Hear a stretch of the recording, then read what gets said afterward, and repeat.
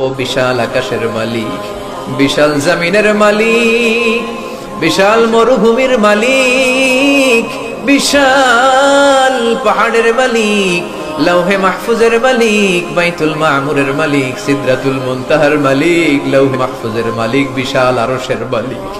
তোমার আকাশ বাতাস, তোমার চন্দ্র সূর্য, তোমার পাহাড় পর্বত আরশের তুলনায় আমাদের হাত দুইখানা বড় ছোট্ট গো আল্লাহ।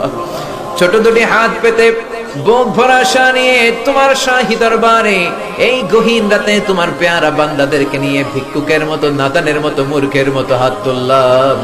আমাদের হাত দুইখানা কবুল আর মঞ্জুর করে দাও। আকাশের নিচে জমিনের উপরে আমাদের চেয়ে বড় কোনো গুনাহগার আর দ্বিতীয়টা নাই। এমন কোন গুনাহ নাই যে আমরা করি নাই, সগীরা কবিরা, জেনে না জেনে, ইচ্ছায় অনিচ্ছায়, শিরকে বেদাতি, বন্ধুর পাল্লায় পড়ে, শয়তানের ধোঁকায় পড়ে হাজার হাজার গুনাহ করেছি। তোমার দরবারে আমরা ক্ষমা চাই, তওবা করলাম, আমার জীবনে গুনাহ করব না।